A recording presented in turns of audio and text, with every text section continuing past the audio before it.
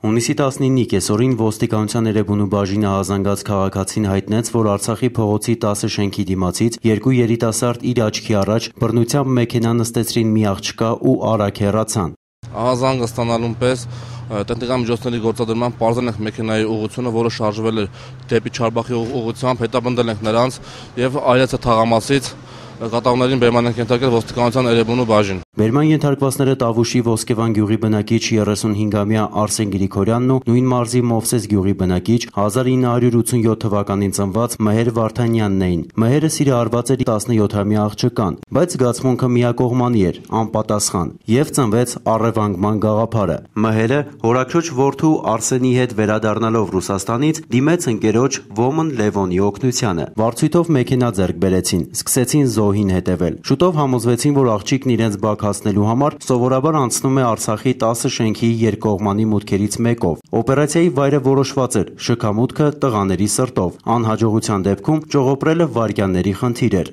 Օրը սովորականի պես հետևեցին աղջկան ու տուն վերադառնալու ճանապարհին նկատեցի, որ ինչ-որ մեքենա հետևում է ինձ եւ մոտենալով շենքի մուտքին մեկ այլ մեքենայից երկու անծանոթ տղաներ բռնի ուժով ուժ գործադրելով նրանք ինձ նստացրեցին մեքենան, ինձ տա անծանոթ վայր, որտեղ ինձ սպասում էր այն տղան, ով ժամանակին ցանկություն ուներ ինձ հետ ընկերություն անել։ Մհերը միտումնավոր չէր երևացել աղջկա տեսադաշտում։ Ըստ մշակված սցենարի, նրա հետ պիտի խոսեր առևանգումից հետո միայն, բայց զրույցը չսկսված ավարտվեց։ Վրա հասան Էրեբունու քրեական հետախույզները։ Փաստի արդի ոստիկանության Էրեբունու քննչական բաժնում քրեական գործ է հարուցվել քրեական օրենսգրքի 131-րդ հոդվածի 2-րդ մասի հատկանիշներով մի խումբ անձանց կողմից նախնական համաձայնությամբ մարդու բացահայտ առևանգումը։ Ձեռնարկվում են միջոցառումներ Ոմն Լևոնի ինքնությունը պարզելու եւ նրան հայտնաբերելու ուղղությամբ։ Արսեն Գևորգյանն ու Մհեր Վարդանյանը ձերբակալված են։ Նախաքննությունը շարունակվում է։